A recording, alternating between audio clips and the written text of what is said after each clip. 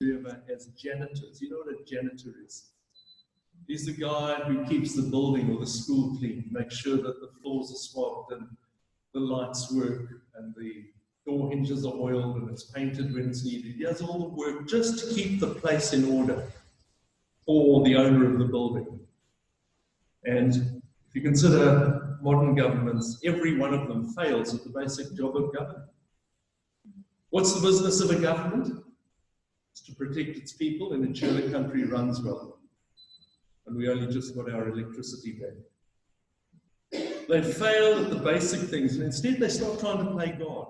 And they tell you how you must raise your children. And they tell you what you can and can't eat. Don't eat sugar. At one stage they say, you mustn't eat butter, it will kill you. Well, now they know that margarine is actually worse.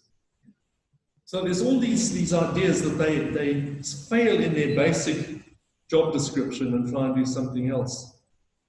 How to run your business when you actually know it backwards already. Malcolm Muggeridge, the famous journalist and broadcaster, was in India, and he heard of a small farmer, and they have very small farms in India because it gets subdivided among the sons. And it's a very difficult life. It's subsistence farming.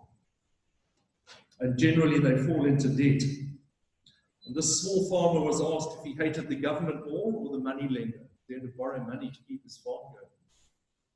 And he thought for a minute, and he said he hated the government more because at least the money lender had an interest in keeping him alive so that he could keep paying his debt. The government didn't care if he lived or died. And some things don't change.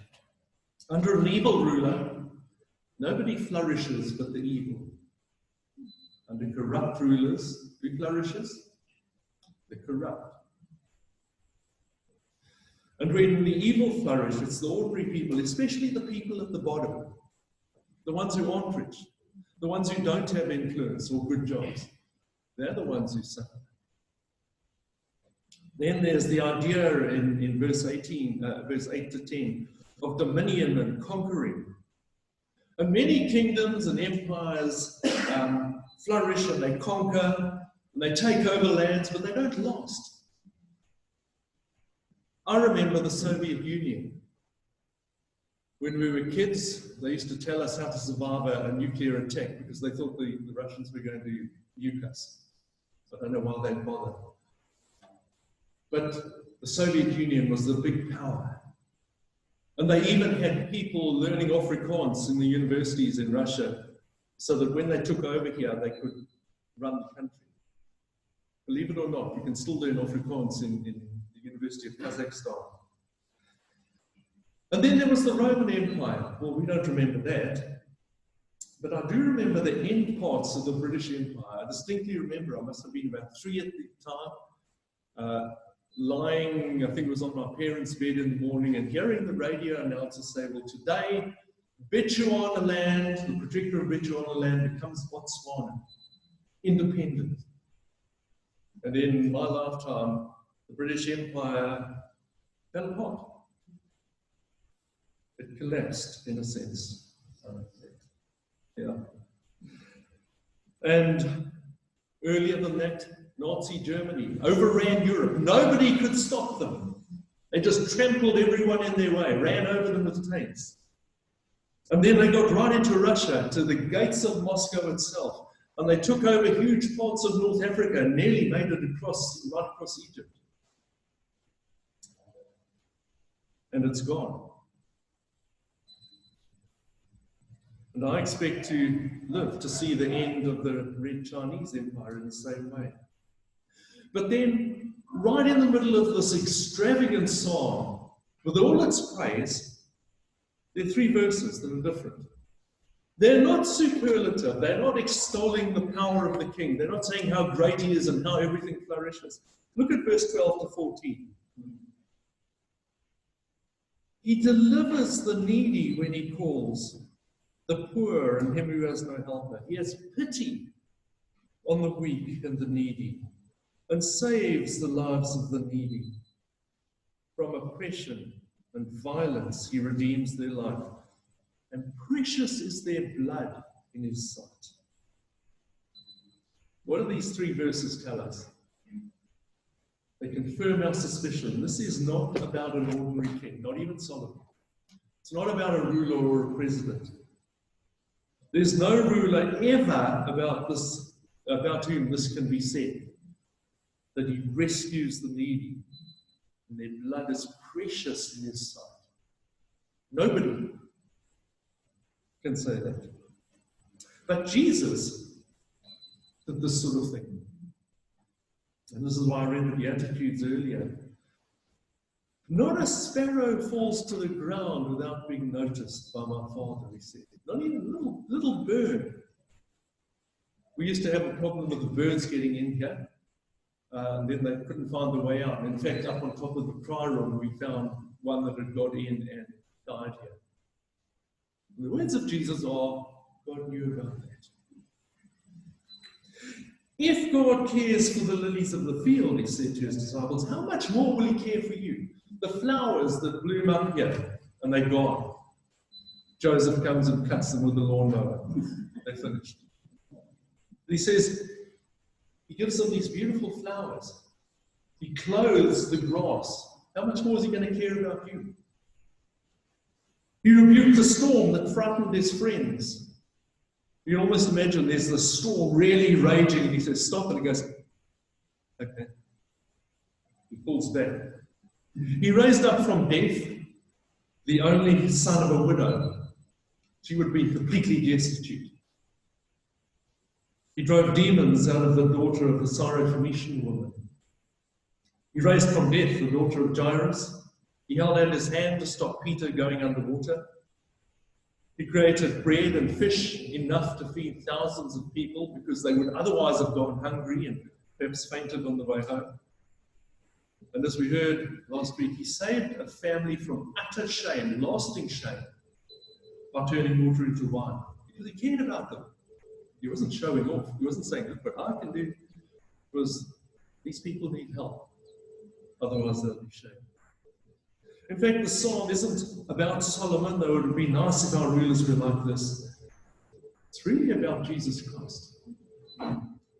Thousands of years before he's born, David, under the power of the Holy Spirit, said these words.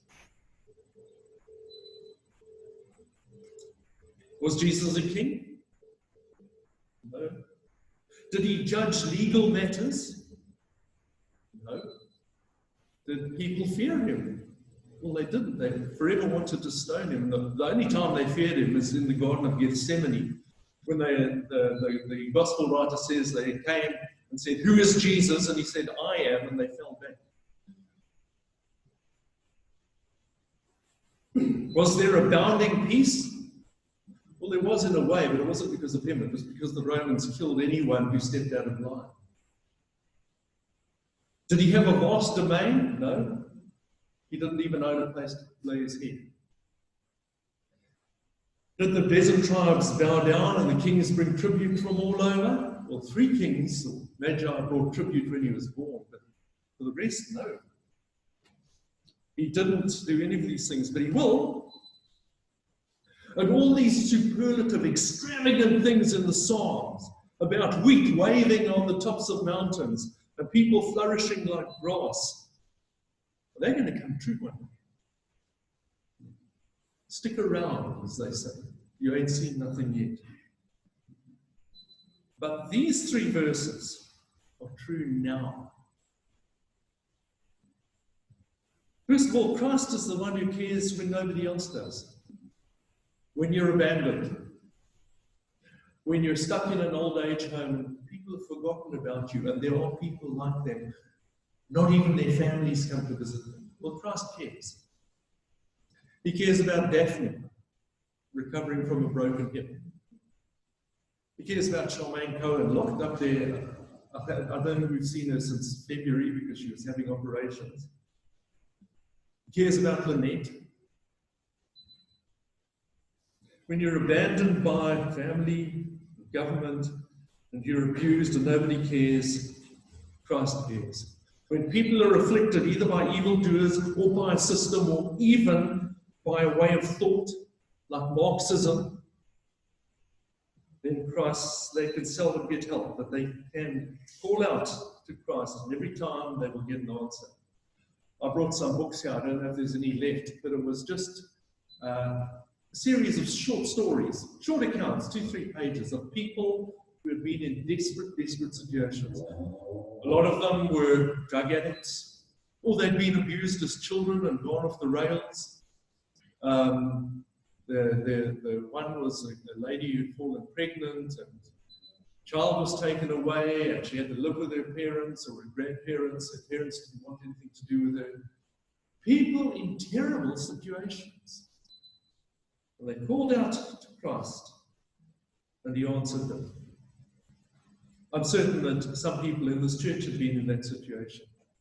Certain of it, because I've done it.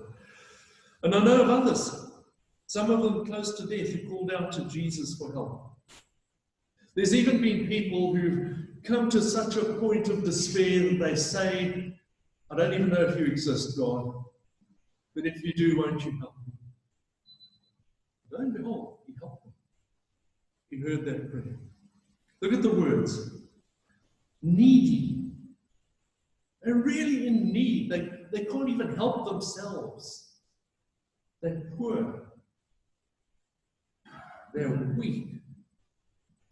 And there's that verse in the Beatitudes that says, blessed are the poor in spirit, for theirs is the kingdom of heaven. This kingdom that we read about, they're going to take part in it. Blessed are those who mourn, for they shall be comforted. Blessed are the meek, who don't stand up for themselves and shake their fists, for they shall inherit the earth. And that goes against everything we're ever taught in the media, or in newspapers, or in our culture. The meek will inherit the earth, not the tough. You see, rich and powerful people tend to think they don't need God. You can pay your own way. You can rely on yourself, on your position, on your money. But the weak and the poor don't have that. They know that if God doesn't supply their needs, they don't eat. They can't just pull out the credit card and clear the problem away like that. They can't rely on what they don't have, so they can only rely on God. There was a time in the Soviet Union when Stalin, and this is why I mentioned Marxism, deliberately starved around 8 million people to death. It was a program of starvation. He confiscated everything from the farms, and the farmers died. This was in Ukraine. And Malcolm Muggeridge, again, was there as a journalist, and he went illegally across the Ukraine and saw all this happening. And he went into the cathedral at Kiev, and he said it was packed. It was just jammed packed with people pleading to God, looking to God for help. Because they knew there was nowhere else to get help from. You see the response from Christ the coming King. He delivers them. He has pity on them. He saves them. He redeems them. This is no ordinary government coming. Can you imagine a president having pity on someone and redeeming them? Like that Indian farmer, the government doesn't really care if you live or die. If you live, you're paying taxes, even if it's only VAT, and if you die, well, they don't have to worry about you anymore. They'll probably get death duties or something like that. But the king, who's going to replace all these presidents and rulers, cares. Christ cares when nobody else does. Secondly, he redeems from oppression. Now, David uses a special word here for redeems. You might say it was a word that was big in his family. It says at the end, David was the son of Jesse. His grandfather was Obed. His great-grandfather was named Boaz. Now, if you know your Bible, this is from the book of Ruth. And this is your homework. You go home and you read the book of Ruth. The story of Ruth is one of poor people, humble and afflicted and wretched, in desperate need of help. And the short story is, there was an Israelite family in Bethlehem, in Judah, and there was a famine. And they became refugees in Moab, across the Jordan. And the sons, they had 2 sons, they married Moabite women. You know, they grew up there, they were there for years, so they just married Moabite women. And then both sons and the husband died. And this widow, Naomi, was left desolate and without an income. And she had these 2 daughter-in-laws, Oprah and Ruth. And they were in a desperate place, so she thought, well, I'll return to Bethlehem in Israel. And the 2 girls wanted to go with her, and she said, look, stay with your people. I've got nothing to give you. I've got no more sons for you to marry. And one of them said, I'll come with you. Where you go, I go. Where you die, I die. Your God will be my God. And they end up in Bethlehem again, still very poor.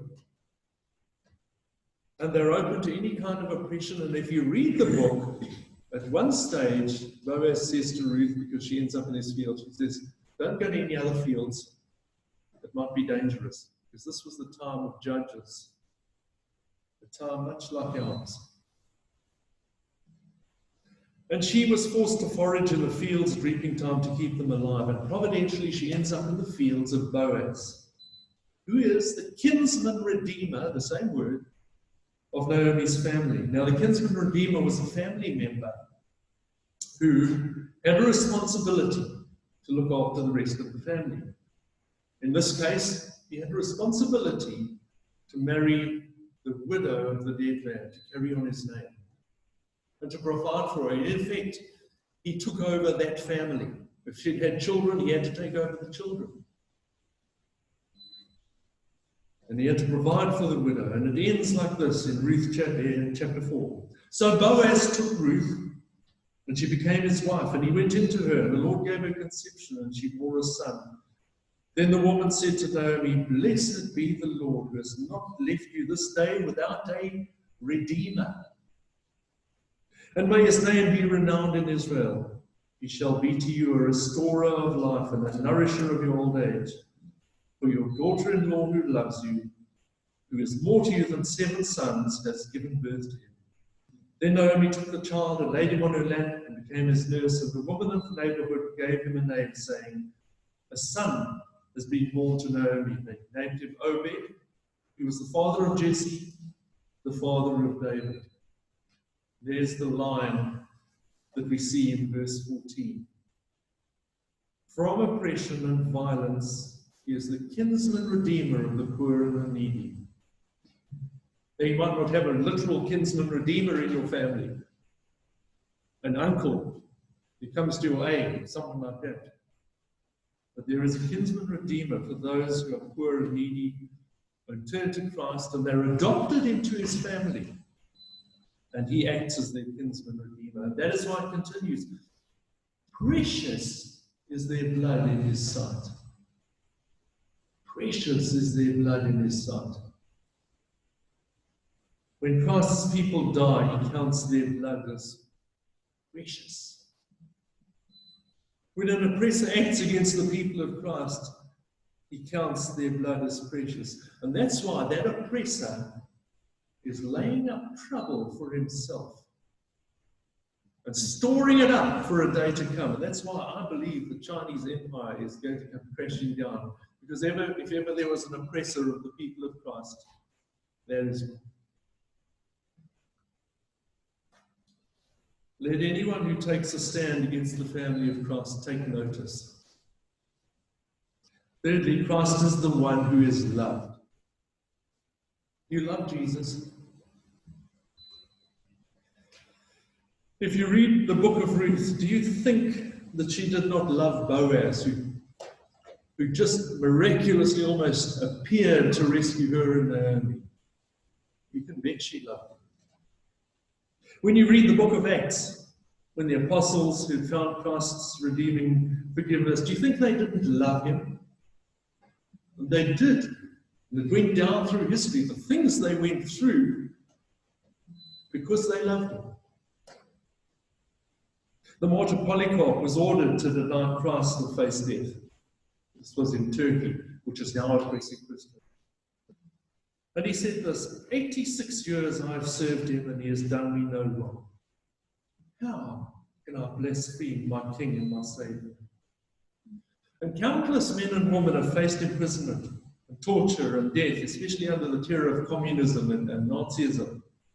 And they chose rather to keep on loving Christ. Rather than deny him, rather than insult him, we'll take what comes. The same Christ who saved them from eternal death and hell, and more than that, saved them from their own sin. That book I told you about, I'll try and get some more copies. People were saved from their own stupidity and evil and the things that came out of their hearts. They had their lives changed. Their evil habits and practices taken away, and they're freed from the slavery and sin. And they remembered this and loved Christ, as we all should do. Do you remember what I told you about the man? I think it was in East London. He was a heavy drinker, so that he couldn't even have furniture in his house. Christ changed him. And he said, in my house, Jesus turned beer into furniture. Well, in the end, the great preacher Charles Spurgeon said this, that Israel is a theocracy, not a democracy. It was a theocracy. They looked to God to be the ruler. The kings weren't absolute kings like the Roman emperors. They were so absolute, they demanded to be worshipped as gods. They could snap their fingers and someone would be dead. Joseph Stalin, apparently, if he raised an eyebrow at someone, they were as good as finished. These weren't absolute kings. They were kings who ruled in the place of God. Call them super janitors, if you will, the people looking after the kingdom for the greater king. So while the psalm is about Solomon, it also becomes about Christ. The superlatives applied to Solomon and his reign are greatly surpassed by the superlatives about Christ and his reign. Read the book of Revelation. And poor old John tried to describe what he sees. He has to keep saying, like. It was like. It was like. He sounds like a teenager. It was like this. It was like that. It's so superlative. Rulers of the earth like to surround themselves with praise and glory, flashy cars, Gucci suits. One African ruler in Central African Republic even had a solid gold throne made. Everyone in the country was in poverty, didn't have enough to eat, but he had a solid gold throne. They like to have praise singers and have people look up to them. But what they have is dirt and ashes compared to the glory that Christ will have when he returns. Where he delivers the needy, he calls, the poor and him who has no helper. He has pity on the weak and the needy and saves the lives of the needy. From oppression and violence, he redeems their life, and precious is their blood in his sight. And that is why, always in this church, we invite anyone who listens. Don't delay. Stop trying to do it on your own. There's a kinsman redeemer just waiting for you to turn to. Whatever your state, you can turn to him. There's people say, I'm too much of a sinner, God won't be interested in me.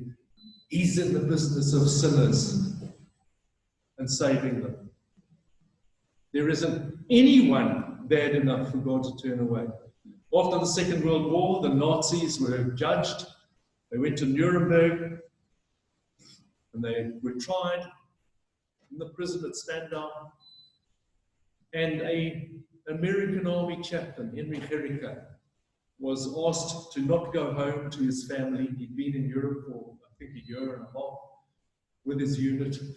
And they said, look, you speak German. Wouldn't you be a chaplain to the prison and the prisoners? And he obeyed. And he visited these Nazis, people who'd killed like that. And even if they hadn't done it themselves, they'd been happy that it was done. And some of them didn't want to know. One of them went to the scaffold saying, "I look without God, I can die without him. I'll take my chances." But others realized through Bible study who they were actually. And they admitted who they were, and they turned to Christ. And when they went to the scaffold, and the noose was put around their neck, they said, "I'm going to meet with him. I'm not going to die, I'm going to live." And so we ask you, whatever your state, ask him to be your Savior. You're even in more need than you can imagine. You're even poorer than you think.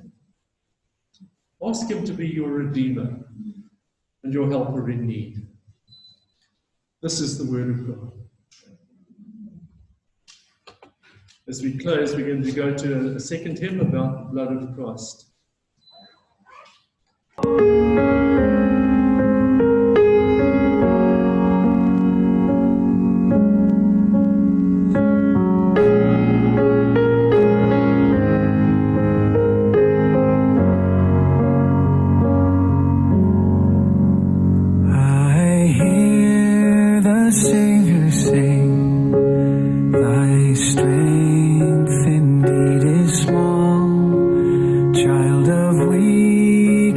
Watch and pray, find in me thine all in all. Jesus paid it all to him I owe. Sin had left a crimson stain, he washed it white as snow. Now indeed I find thy power in thine alone can change the leper's spots and melt the heart of stone. Jesus paid it all to him I owe. Sin had left a crimson stain, he washed it white as snow.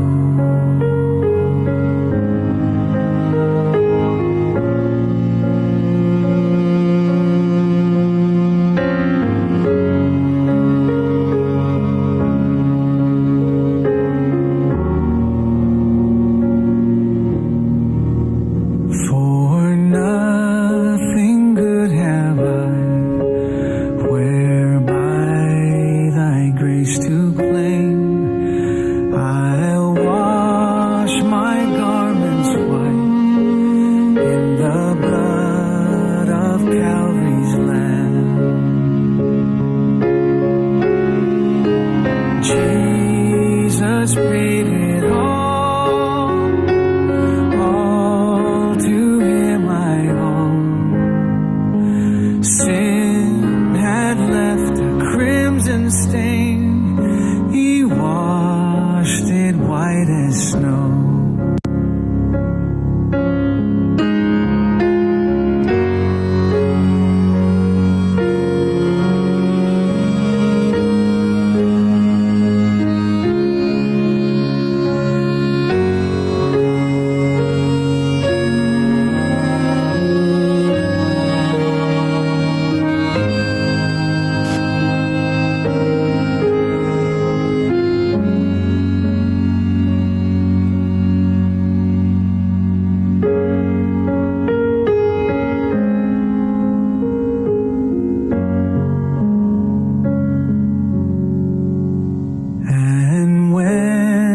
Before the throne I stand in him complete.